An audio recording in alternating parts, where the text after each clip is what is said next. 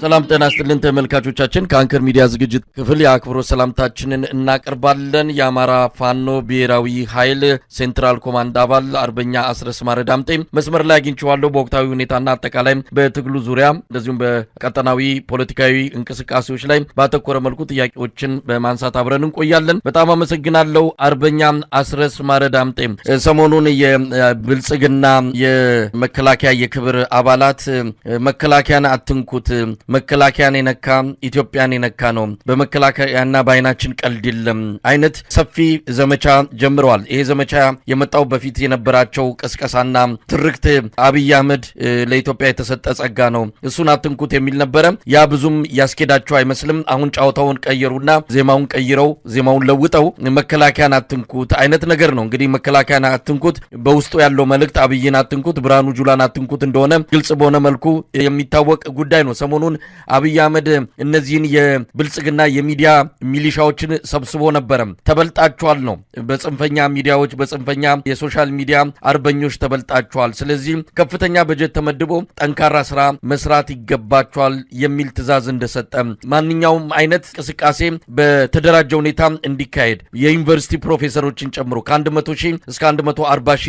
ብር በየወሩ እየተከፈላቸው እነዚህን ሚዲያዎች እንዲያማክሩና ሐሳብ በመስጠት የተደራጀ የሶሻል ሚዲያና የሜንስትሪም ሚዲያ ካምፔኖችና አጠቃላይ እንቅስቃሴዎች እንዲደረጉ ትዕዛዝ መስጠቱን የሰማ ነው። እነዚህ ሰዎች አሁን በቀጣይ ይመጣሉ። መከላከያን የነካ ኢትዮጵያን የነካ የሚል ዜማና ግጥም ሰርተው ሊያቀነቅኑ ተዘጋጅተዋል። እንዴት ታዩታላችሁ? መከላከያን የነካ ኢትዮጵያን የነካ የሚል ነገር ነው እንግዲህ የአብይ አህመድ የመከላከያ ክብር አባላት እያሰሙን ያሉ። እንግዲህ የነሱ ኢትዮጵያና የኛ ኢትዮጵያ የተለያዩ መሆን አለባቸው በእኔ እምነትና የኛ ኢትዮጵያ ህዝቧን የምታከብር ዳር ድንበሯን በሰራዊቷ የምትጠብቅ የህዝብን ጥያቄ የሚመልስ መንግስት ላትናት። የነሱ ኢትዮጵያ ማለት ደግሞ አብይ አህመድ ማለት ነው። እንግዲህ በእኔ እምነት አሁን በምትለው መንገድ ከሆነ መከላከያን የነካ ኢትዮጵያን የነካ የሚለው አባባል ሊሰራ የሚችለው ምናልባት ከዘመናት በፊት ያኔ የኢትዮጵያ መከላከያ ካራማራ ላይ የዚያድ ባሬን ወራሪ በተዋጋበት ዘመን በተለያዩ ቦታዎች የሚፈጸምበትን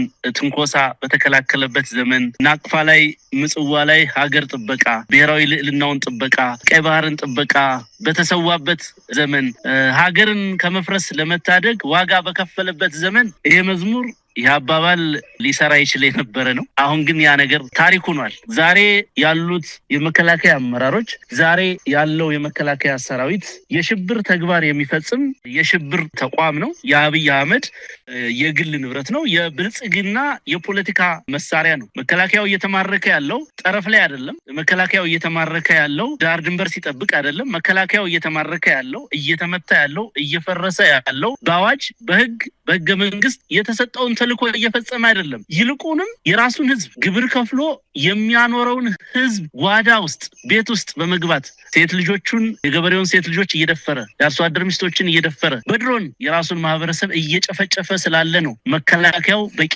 ምላሽ በፋኖ በኩል እየተሰጠው በየቦታው እየበተን ነው ያለ ነው። ፎርዛት ማተር እያንዳንዱ የተማረከ የመከላከያ አባል በየመንደራችን መጥቶ ጭምር ነው የተገደለው። ይሄንን ስምሪት የሚሰጠው ደግሞ አብይ አህመድ ነው። ስለዚህ መከላከያን መንካት አይቻልም የሚል ጥያቄ የሚያነሳ ሰው ይሄንን ጥያቄ ማቅረብ ያለበት መከላከያውን ለውርደት መከላከያውን ለብተና መከላከያውን ለሞት መከላከያውን ለመፍረስ እየዳረገው ያለውን አብይ አህመድን ነው። ይሄን ጥያቄ መጠየቅ ያለበት ይሄንን ፕሮፓጋንዳ ሊሰሩ ያሰቡ የሚዲያ ሰዎች የመጀመሪያ አድሬስ ማድረግ ያለባቸው መልእክታቸውን ለአብይ አህመድ ነው። ምክንያቱም እንዳነሳሁት ለብሔራዊ ተልዕኮ የሚደራጅን ሰራዊት ለግሉ የቅዠት ፍላጎት አገር ውስጥ ያለውን የፖለቲካ ኃይል ደፍቆ በተለይ አማራን ህዝብ ደግሞ በባርነት ይዞ የዚህ የምስራቅ አፍሪካ ሱፐር ፓወር ለመሆን ደግሞ የሀገር ውስጥ አልበቃ ብሎት በውጮቹ በጎረቤቶች ላይ ጥምር እያመጸ እንደረባሽ የሆነ ዛሬ ኢትዮጵያን በሁሉም አቅጣጫ ከበባ ውስጥ ያስገባ የፖለቲካም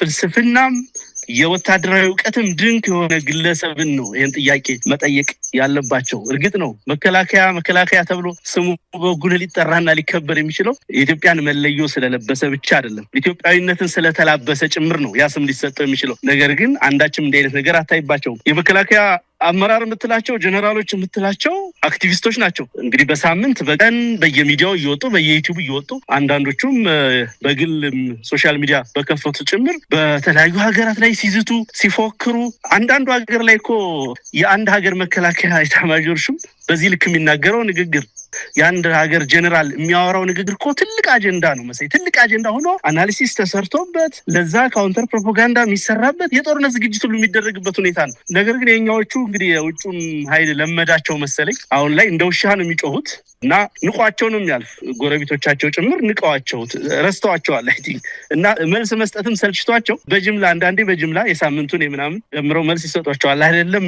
በሀገር ደረጃ ያሉት እኛ እንኳን በዛ ደረጃ ያልደረስነው ለነሱ መልስ መስጠት እስከሚያሰለቸን ድረስ የፖለቲካ ወሬ ሲያወሩ ነው የሚውሉት።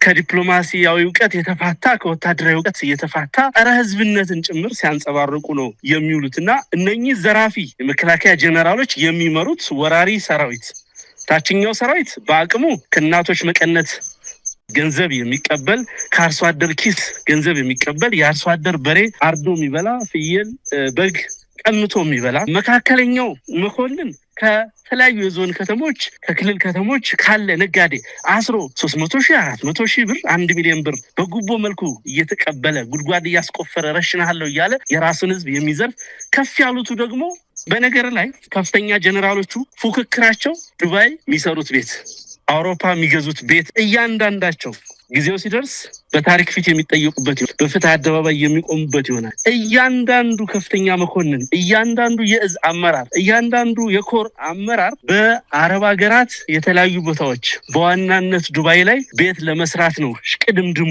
ቤተሰቡን እዛ እያሸሸ እያስቀመጠ ያለ ጀነራል ነው። በደሃ ልጅ ደም በደሃ ገበሬ ልጅ ደም የሚቀልድ መኮንንን ነው እንግዲህ እነዚህ ሰዎች መከላከያ የሚል ግዙፍ ስም ሰጠው ሊያንቆለጳጵሱ የሚሞክሩት። ይሄ መከላከያ ነኝ የሚል አካል ከዚህ በኋላ ባለበት ቁመና እዚህ ሀገር ላይ በአቅሙ ልክ በቁመናው ልክ ቆየ ማለት የኢትዮጵያን የመፍረስ ዕድል በከፍተኛ ሁኔታ ስለሚጨምረው የኢትዮጵያን መኖር የሚፈልግ የኢትዮጵያን ታሪክ የሚፈልግ የኢትዮጵያን ቀጣይነት የሚፈልግ ሰላም የሚፈልግ አካል ይሄ መከላከያ በቀዳሚነት መፍረስ እንዳለበት በጽኑ መስራት አለበት። ይሄንን ምለው ለአንድ ሀገር ህልውና መከላከያ የሚያስፈልግ መሆኑን አጥቻው አይደለም። ይሄንን ምለው ይሄ መከላከያ የብልጽግና ዘበኛ እንጂ የኢትዮጵያ ዘበኛ አለመሆኑን በተግባር ስላየሁት በተደጋጋሚ ህዝቡ ያረጋገጠው ጉዳይ ስለሆነ ነው። አብይ አህመድ ስልጣን ላይ ከወጣ ጊዜ ጀምሮ አሁን ያለው የመከላከያ ኃይል አንድም ቀን ለኢትዮጵያ ብሔራዊ አጀንዳ ደሙን አላፈሰሰም። አንድም ቀን ለኢትዮጵያ ብሔራዊ አጀንዳ አንድም ነገር አድርጎ አያውቅም። ሁሉንም ጦርነቶች ያደረገው ሁሉንም ውርደቶች የተከናነበው ሁሉንም ምርኮኞቹን ያስረከበው መሳሪያውንም ያስረከበው ለአብይ አህመድ የቅጀት ስልጣን በሚል ምክንያት ነው። ለአብይ አህመድ አውራነት በሚል ምክንያት ነው። ስለዚህ ይህ ኃይል ከዚህ ተልኮ የማይፋታ እንዲሆን ያደረገው ደግሞ አመራሩ ጀነራሎቹም ሌሎችም ከፍተኛ አመራሮች ከፍተኛ የሆነ የሀብት ዝርፊያ ፉክክር ሽሚያ ውስጥ በመሆናቸው ያንን ብሔራዊ ስሜታቸውን ሊያዳምጡበት የሚችሉትን እድል አጥተዋል። አንዳንዶቹ ዘመናትን ከ30 ዓመት በላይ 40 ዓመት በአመራርነት በወታደራዊ ተቋም ውስጥ የቆዩ ቢሆኑም በቅርብ ጊዜ ያዩት ነገር አጠቃላይ የገንዘብ እንቅስቃሴው በርዟቸውም ጭምር ይመስላል ሙሉ በሙሉ ወታደርነት የሚለው ከአእምሯቸው ላይ ጠፍቶባቸዋል። ዘርፋችሁ ብሉ ስልጣኔን ብቻ ጠብቁ የሚል አጭር ተልኮም ተሰጥቷቸዋል። በዛ መሰረት እየተንቀሳቀሰ ያለ ኃይል አሸባሪ ስለሆነ መበታተን መፍረስ ነው ያለበት። እሱ ደግሞ በሚገባ እየተከናወነ ነው።